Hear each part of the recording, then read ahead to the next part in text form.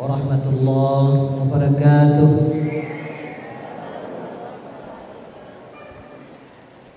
Alhamdulillah, alhamdulillahirabbil alamin. Wassalatu wassalamu ala asyrafil anbiya'i wal mursalin wa ala alihi wa sahbihi ajma'in. Asyhadu an la ilaha illallah waliyus salihin wa asyhadu anna Muhammadan abduhu wa rasuluh arsalahu Allahu rahmatan lil alamin. Usikum wa nafsi bitaqwallah faqad fazal muttaqun. Ya ayyuhalladzina amanu taqullaha haqqa tuqatih wa la tamutunna illa wa antum muslimun. Yang kita hormati Ketua Yayasan Wakaf Barisalah Ustaz Haji Arwim Al-Ibrahimi LSMA, para ustaz-ustazah, pengurus yayasan, jajaran pimpinan di perguruan, pengurus kelas, BPW,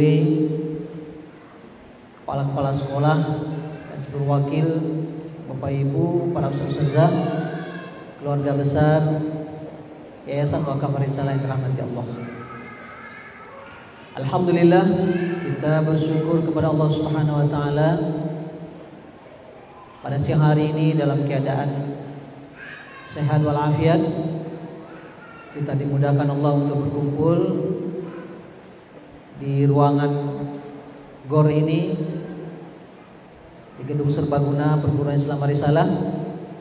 Mudah-mudahan pertemuan kita siang hari ini menjadi sebuah kebaikan, amal soleh bagi kita semuanya, dan ditempatkan Allah di timbangan amal soleh kita di akhirat kelak. Selanjutnya kita bersolawat untuk baginda Nabi besar Muhammad sallallahu alaihi wasallam. Allahumma shalli ala Muhammad wa ala alihi wa sahbihi ajma'in. Semoga kita kelak dapat berjumpa dengan beliau, mendapatkan syafaatnya, meminum air telaganya, dan dikumpulkan dengan manusia-manusia pilihan yang Allah beri nikmat, para nabi, para siddiq, para syuhada, dan orang-orang saleh. Para ustaz-ustazah yang dirahmati Allah, hari ini kita sudah berada di pertengahan Sya'ban. Sudah 14 hari pula Sya'ban berlalu. Itu artinya 15 hari lagi lebih kurang kita akan segera memasuki bulan Ramadan. Kepada Allah kita berdoa semoga umur kita disampaikan ke Ramadan tahun ini insyaallah, dan Ramadan selanjutnya. Sudah menjadi sunnah hasanah, kebiasaan baik banyak umat Islam mempersiapkan diri dalam menyambut bulan Ramadan, yang dikenal dengan istilah tarhib Ramadan, penyambutan Ramadan. Berasal dari kata rahaba yurahibu, marhaban, selamat datang, menyambut kedatangan bulan Ramadan. Kebiasaan baik menyambut bulan Ramadan memang harus kita terus hidupkan dan kita rawat. Sebab Ramadan adalah bulan istimewa. Ramadan adalah bulan yang penuh berkah,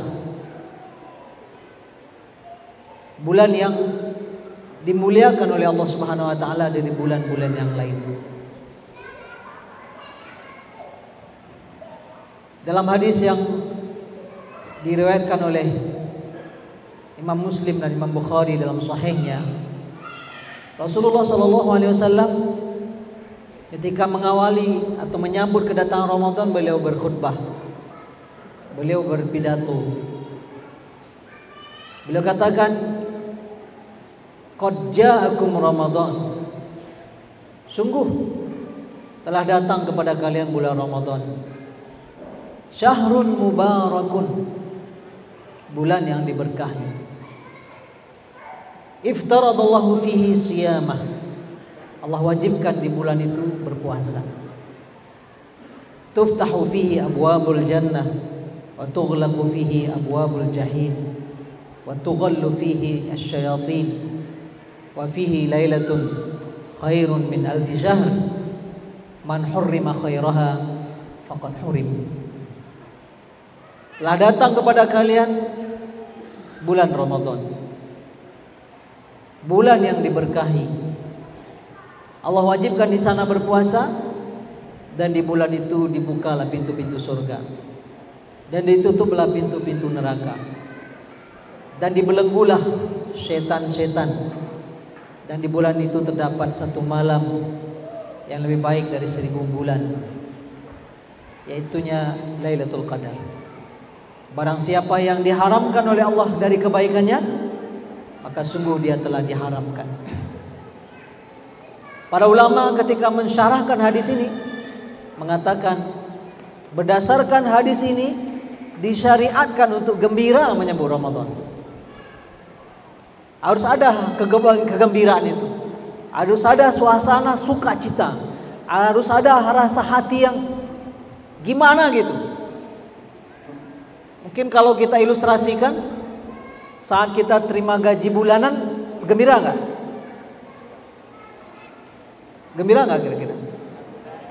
Sebagian gembira karena mungkin masih utuh gitu. Sebagian kurang gembira karena sudah kena potong cicilan ya. Tapi ternyata bendahara berbaik hati hari itu, bulan ini nggak ada potongannya. Gimana kira-kira? Wah, luar biasa gembiranya. Ya karena memang seringkali gembira ini kan digambarkan dengan sesuatu yang duniawi ya. Selama dia masih manusiawi, tidak ada masalah. Selama dia halal, kita tidak dilarang berbahagia. Ketika Rasulullah SAW di Idul Fitri sedang duduk di rumahnya, bertutupkan ada kain, ada 2 orang budak perempuan yang sedang memukul gendang, bermain gendang, bersenandung. Lalu Abu Bakar masuk. Abu Bakar langsung marah. Ini seruling setan di rumah Nabi katanya. Kata Rasulullah, da'huma fa innahuma fil 'aid. Biarkan, sekarang keduanya sedang berbahagia, hari raya ini. Maka disunnahkan kita menyambut Ramadan ini bahagia. Ya bahagia itu kayak apa? Ya ciri orang bahagia itu senang hatinya, ya. Nampak gestur wajahnya itu senang, senyuman, gembira aja bawaannya. Dan biasanya kalau orang lagi senang, apa yang terjadi? Pemurah ya kan? Kalau datang orang anaknya minta jajan, kasih lebih. Kenapa? Lagi senang hari ini. Dulu waktu kita kuliah dengan dosen-dosen orang Arab, kita tahu banyak dosen itu kalau hari Kamis puasa sunat. Nah kalau dia lagi puasa, biasanya dia tidak pemarah, lebih ramah. Nah, ini peluang masukkan proposal. Karena pertama kali punya mushaf yang ada kosakatanya, ada asbabun nuzulnya, ada indeksnya di belakang. Langka orang Indonesia punya Quran itu di tahun 90-an. Itu anak bidik hari Jumat, hari Kamis, dokter ini lagi puasa, anak datang. Waktu itu orang mau libur musim haji. Beliau ini termasuk dosen yang agak pelit untuk senyum. Ya, anak datangi karena tahu dia akan libur pulang ke Arab Saudi. Lalu anak katakan, dokter, anak kalau libur pergi berdakwah ke kampung halaman. Butuh mushaf yang ada ma'anil mufradatnya, yang ada asbabun nuzulnya, yang ada indeksnya. Boleh nggak titip itu? Karena Ustaz kan mau pulang nanti. Oh insya Allah. Nah, yakin itu dapat insyaallah. Setelah libur Idul Fitri, libur Idul Adha, haji dah selesai, dosen dah pulang dari liburnya Arab Saudi, pas datang betul, tak mungkin ya, dia bawa Kang Musa. Bahagia luar biasa. Ya. Karena mintanya pas barangkali ya. Di momen dia juga lagi senang hati berbuat baik, maka dia belikan. Nah, itulah pertama kali punya mushaf yang luar biasa, mushaf bayan namanya. Langka orang punya itu. Hanya ustaz-ustaz kabir aja dulu yang punya mushaf kayak gini. Nah, para ustaz-ustaz yang dirahmati Allah, jadi disunnahkan kita menyambut kedatangan Ramadan itu bahagia. Kalau di berbagai tempat kita saksikan, salah satu budaya yang bagus di Mesir itu, memang kedai-kedai di bulan Sya'ban itu sudah jual perhiasan, lampu-lampu hias dengan berbagai jenis ukuran akan dipasang di jalan-jalan itu. Penuh kedap-kedip nanti. Bahagia menyambut Ramadan. Akan ada tulisan marhaban Ramadan. Karena memang disyariatkan bahagia. Nah, kalau contohnya kita berbahagia di sebuah kampung, misalnya di kampung itu akan ada perayaan khatam Quran misalnya, pasti pasang marawa, ya, pasang hiasan-hiasan, pagar-pagar rumah dicat semuanya. Jadi sebenarnya disunnahkan kita berbahagia menyambut Ramadan. Bagaimana bentuk ekspresinya? Yaitu sangat relatif, kita tidak temukan juga. Yang jelas Rasulullah naik ke mimbar memberikan busra, memberikan kabar gembira kepada para sahabat bahwa Ramadan datang. Maka bentuk tarhib pertama kita menyambut Ramadan itu kebahagiaan. Jangan sampai ada rasa rusuh gitu, rasa nih puasa pula lagi sebentar lagi. Nah, kita dulu waktu kecil-kecil hari terakhir Sya'ban itu, ya, apa biasanya? Beli ini, beli itu ya. Beli bakso, beli soto gitu kan. Pokoknya lampiaskan, besok bisa lagi nih. Nampak betul kita nggak rela bertemu Ramadan itu. Nah, itu dulu dunia kita, karena kita belum dikasih materi tarhib Ramadan. Sekarang nggak boleh lagi, tidak masanya, itu udah hilang sekian tahun yang lalu. Sebagaimana juga kalau udah dekat-dekat Idul Fitrimu datang, oh bahagianya luar biasa, ya. Cuma kita salah bahagia waktu itu. Memang Rasulullah katakan lisoimi farhatan, ya. Bagi orang berpuasa itu ada dua kebahagiaan, ya. Farhatun inda fitri, berbahagia ketika dia berbuka, ya. Wa farhatun inda liqa'i rabbih, ya. Bahagia ketika bertemu dengan Tuhannya, mendapatkan pahala dan balasan. Jadi ada dua kebahagiaan bagi orang berpuasa itu, karena prestasi berpuasa itu. Sebagian orang Arab dipelesetkannya nih. Lisoimi farhatani, pakai ha ya, dikasihnya titik ha itu, jadi farhatani. Bagi orang berpuasa 2 ekor ayam bakar. Jadi yang pertama, dalam menyambut kedatangan Ramadan, hadirkan kebahagiaan. Jangan sampai ada rasa sempit di dada. Karena ciri-ciri orang yang tidak diinginkan oleh Allah dapat hidayah itu sempit dadanya dengan Islam ini. Ya, dalam surah Al-An'am, famayuridillahu ayyahdiyahu yashrah sadrahu lil Islam. Siapa yang dikehendaki oleh Allah untuk diberi hidayah, Allah lapangkan dadanya menerima Islam ini. Senang, lapang dada.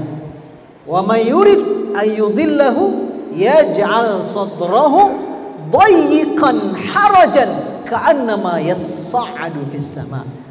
Dadanya sempit, sesak, bagaikan orang naik ke langit, ya.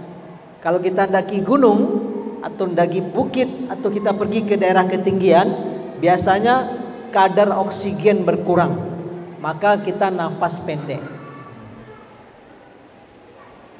Di beberapa kota di Amerika Latin itu, kota-kotanya tinggi.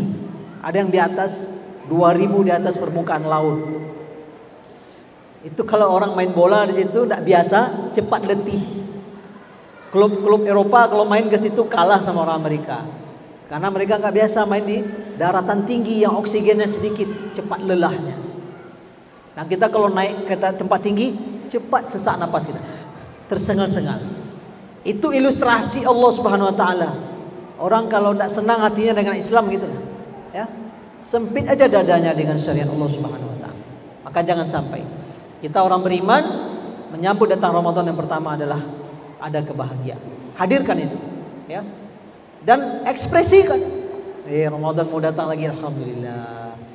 Puasa lagi kita, ya alhamdulillah. Ada ekspresi itu, ada muncul ya ungkapan-ungkapan, ya, baik secara gestur tubuh kita, secara verbal kita ungkapkan, juga mungkin atribut di sekitar kita, rumah kita, lingkungan kita, jalan dan sebagainya. Selanjutnya yang kedua, para ustaz-ustazah yang dirahmati Allah, kita menyambut Ramadan ini dengan persiapan. Ibaratnya Ramadan itu adalah perlombaan, pertarungan, kompetisi.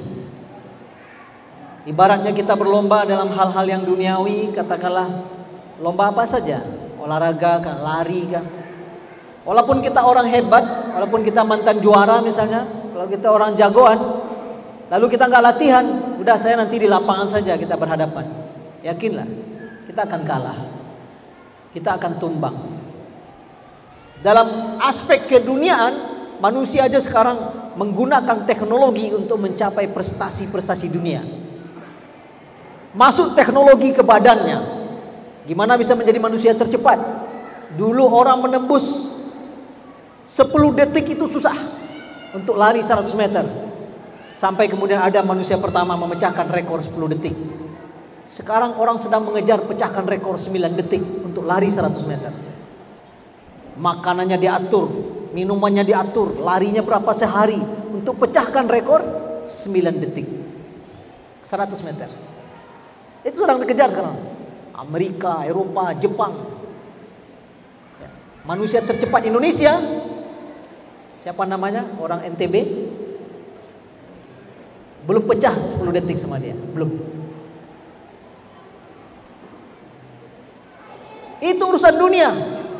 Sepak bola aja sekarang diukur lari semua orang. Diukur dengan komputer. Ya, Jerman tuh pakai teknologi dia. Siapa si A 90 menit lari berapa kilo? Berapa menit larinya? Diukur.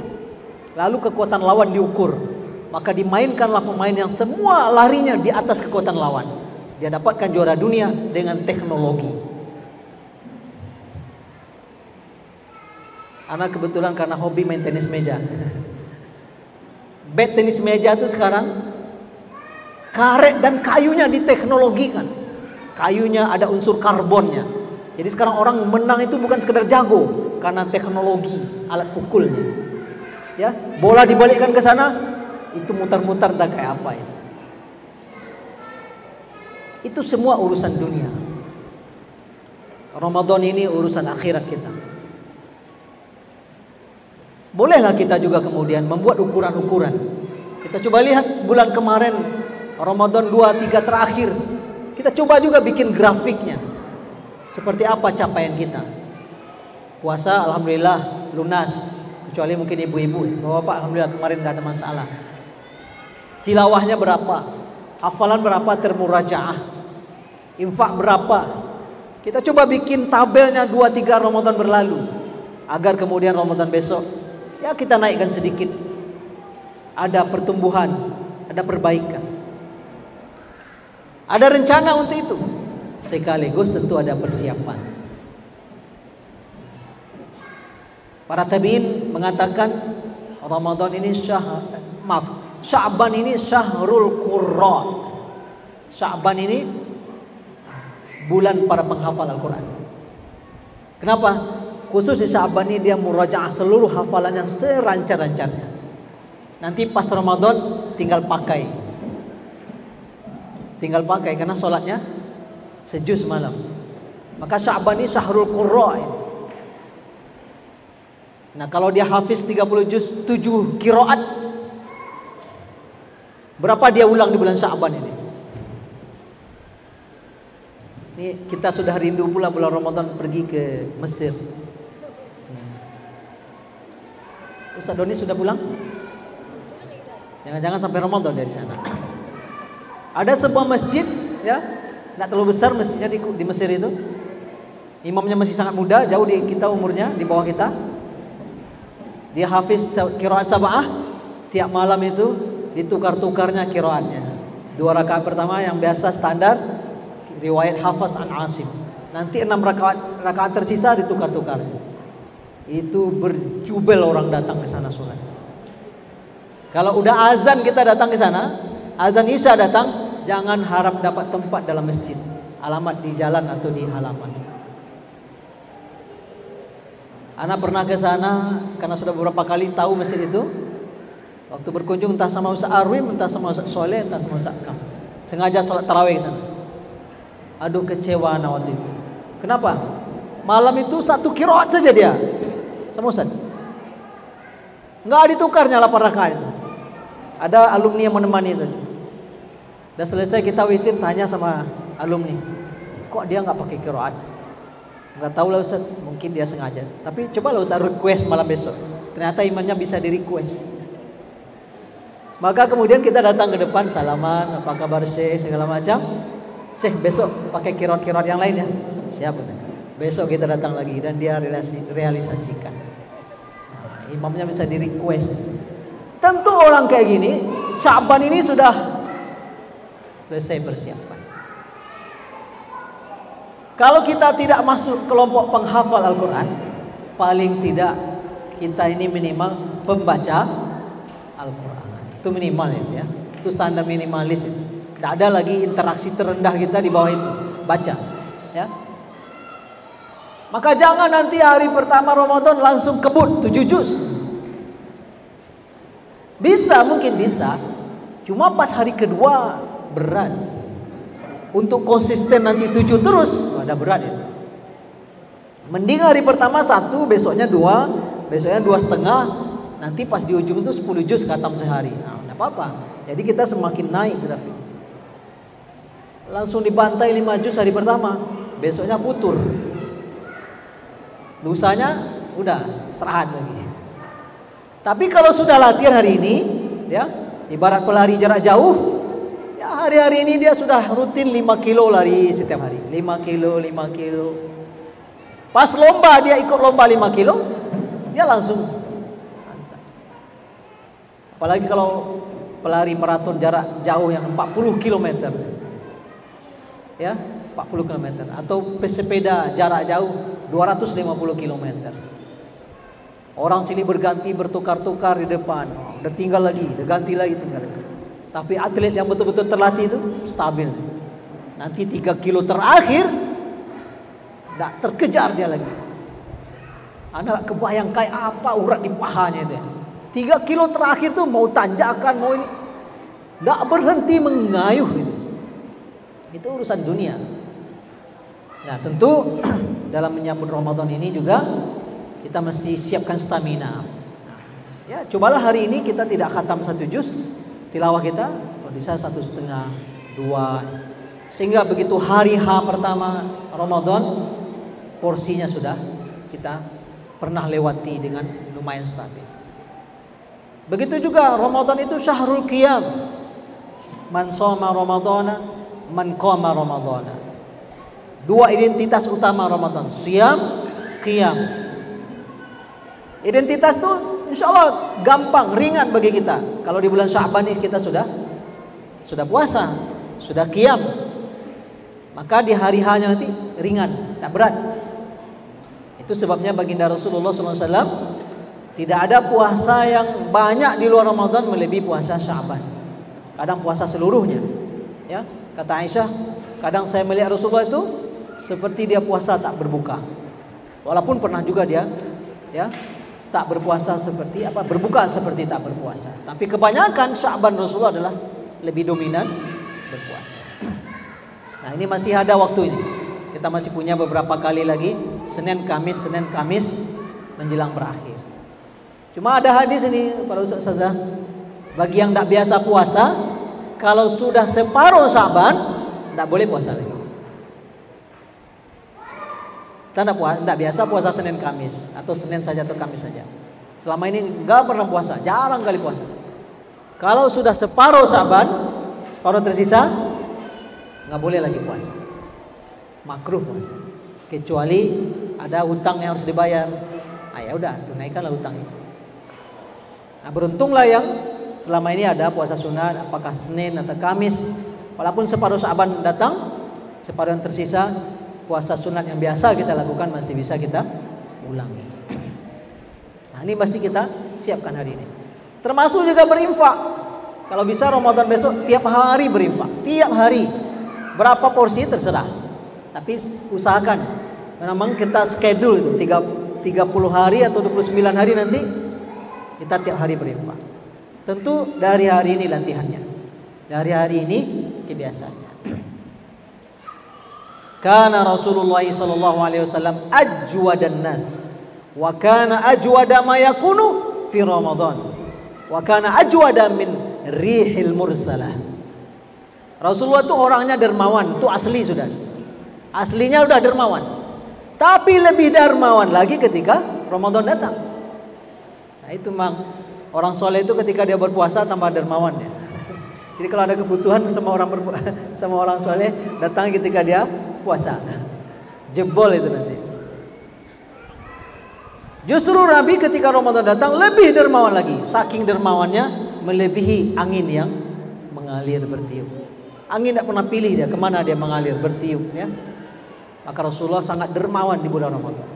Tentu sejak Sya'ban ini kita lakukan persiapan. Maka Sya'ban adalah bulan bersiap-siap, bulan latihan. Nanti begitu Ramadan datang, kita akan berlari cepat. Ingat para ustazah, kita nggak akan dibandingkan oleh Allah dengan orang lain. Oh si A dia khatam 5 kali, kita 2 kali. Tidak itu dibanding oleh Allah. Allah akan ukur kita dengan diri kita sendiri. Kemarin kayak apa amal kita, hari ini seperti apa. Tidak usah terganggu dengan orang sekitar. Tapi Allah akan ukur kita. Oh Ramadan kemarin segini, Ramadan kemarin capaiannya begini amal soleh kita. Coba kita ingat-ingat, coba kita catat-catat atau coret-coret saja. Kirologi lah. Nah, kira-kira apa peningkatan yang akan kita buat Ramadan besok? Berapa yang akan kita baca Al-Quran? Berapa sholat malam kita yang akan kita tambah kualitasnya? Ya, bila perlu kita cari masjid-masjid di mana yang sholat malamnya lebih baik. Jangan lagi cari yang cepat selesai tarawihnya. Nggak masanya itu lagi itu. Cari masjid-masjid yang bacaannya rapi, imamnya pilihan, sholat lebih khusyuk, kejar ke sana. Direncanakan dari saat ini. Kemudian yang ketiga, juga seringkali disebut oleh para ulama, persiapan menyambut bulan Ramadan adalah menyambutnya dengan taubat. Karena dosa-dosa yang kita buat menyebabkan kita berat beramal soleh. Kita susah berbuat baik, kita susah beramal soleh, kita susah menambah ketaatan kalau kita banyak dosa. Maka pilihannya taubat. Setiap kali kita berbuat dosa, nukita ala qalbihi nuktatan sauda, ada titik hitam, tambah lagi dosa sampai dia merona ala qulubihim, di atas hatinya tertutup. Itu udah, kalau kondisi seperti itu berat beramal soleh, berat menambah ketaatan, berat kita bangun malam, berat kita berinfak. Jangan-jangan malah kita nyari-nyari di mana orang ngasih infak. Ya, cari-cari informasi di mana pembagian. Kalau begitu kita nggak naik level, nggak menjadi tangan di atas. Maka perbanyak taubat di bulan Sya'ban, perbanyak permohonan ampun dan mohon maaf kepada Allah juga kepada manusia. Di antara doa yang sahih dibaca, sering dibaca oleh Rasulullah, kapan saja sebenarnya doa ini. Doa ini dalam hadis muttafaqun alaih. Rasulullah itu berdoa, Allahumma ighfirli khati'ati. Ya Allah ampuni kesalahanku. Wa jahli, kebodohanku. Wa israfi fi amri, dan aku melampaui batas selama ini. Allahumma ighfirli jiddi. Ya Allah ampuni dosa-dosa yang aku lakukan ketika serius. Wa hazli, ketika bercanda. Wa khata'i, ketika enggak sengaja. Wa amdi, ketika sengaja. wa kullu zalika indi, dan semua itu ada dalam diri saya. Nah, ini doa ya. Maka sebelum Ramadan datang, kita kembali perbaharui ilmu kita tentang segala yang terkait dengan Ramadan. Puasa, rukun dan syaratnya, ya, sunnah-sunnah puasa, yang membatalkan puasa, ya, yang makruh ketika bulan puasa, amalan-amalan yang amalan-amalan yang akan menguatkan atau menambah, ya, menyempurnakan ibadah kita selama bulan puasa. Nah, ini mesti buka lagi buku fikih, karena ini sekali setahun, karena ini puasa wajib. Buka lagi kajiannya, tanya lagi sama ustazah, ya. Kita tonton lagi kalau ada ceramah tentang ini. Buka buku fikih sunnah misalnya, ada yang terjemahan, ada yang berbahasa Arab, lumayan detail pembahasannya, atau buku-buku sejenis. Daripada nanti kita mengira sudah nambah amalan, ya, ternyata tidak nambah amalan. Kita kira kita telah memperbaiki diri kita, ternyata ya, rusaknya lebih banyak. Orang-orang Yahudi sudah divonis oleh Allah sebagai orang yang dimurkai, karena mereka tahu kebenaran lalu mereka sembunyikan, mereka putar balik. Yuharrifunal kalima am ba'dhi mawadi'i, mereka putar balikkan ayat-ayat Allah dari tempat-tempatnya. Tapi orang-orang Nasrani, mereka mau menyembah Allah, mereka ingin menyembah Allah dan beribadah, tapi tanpa ilmu, akhirnya mereka sesat. Ghairil maghdubi alaihim waladhdallin. Al-maghdubi alaihim humul yahud, waddallin humun nasara. Nah, oleh karena itu mari kita luangkan waktu kita. Jangan, ya, di mapa ditumbuh enggak, di mati bonyo enggak, jangan. Kembali hari-hari ini buka buku-buku fikih kembali. Ya, perbaharui ilmu kita tentang fikih siyam, fikih qiyam, fikih zakat, ya. Ya, termasuk mungkin juga bisa jadi Ramadan ini kita bayar zakat, ya, karena membayar zakat itu sebaiknya di bulan Ramadan kita tunaikan, dan haul harta kita berdasarkan tahun Hijriyah, bukan tahun Masehi. Itu sebabnya ulama menyarankan bayarlah zakat setiap bulan Ramadan, di samping bulannya mulia, harinya mulia, agar kita punya patokan dari Ramadan ke Ramadan. Rasulullah dalam hadis yang sahih mengatakan, as-salawatul khams wal jum'ah ila jum'ah, Ramadan ila Ramadan, wa umrah ila umrah, mukaffiratun ma bainahun ma lam yu'tal kabair, atau kama qala Rasulullah SAW. Ya, salawat yang 5 waktu, dari waktu ke waktu, Jumat ke Jumat, Ramadan ke Ramadan, umrah ke umrah, menggugurkan dosa-dosa di antaranya, selama tidak diperbuat dosa-dosa besar. Nah, inilah diantara bentuk kita melakukan tarhib, ya, menyambut kedatangan Ramadan. Ada kebahagiaan, ada persiapan serius dalam bentuk langsung latihan yang sekira-kira nanti di Ramadan kita lakukan, langsung kita coba perbanyak di hari-hari yang tersisa di bulan Sya'ban. Lalu memperbanyak taubat agar dosa kita diampuni oleh Allah, agar kemudian amal soleh menjadi ringan kita kerjakan. Kemudian perbaharui kembali ilmu dan pemahaman kita tentang ibadah-ibadah selama Ramadan, agar kita bisa maksimal meraih sebanyak-banyaknya keutamaan yang ada di bulan Ramadan. Demikian barangkali yang bisa saya sampaikan. Semua barangkali merupakan tazkirah, mengingatkan, baik bagi yang bicara ataupun bagi kita semuanya. Mohon maaf, aku qouli hadza astaghfirullah li wa lakum wa li sairil muslimina wal muslimat wal mu'minina wal mu'minat fastaghfiruhu innahu wal ghafurur rahim. Wallahu a'la wa a'lam bissawab. Wassalamu alaikum warahmatullahi wabarakatuh.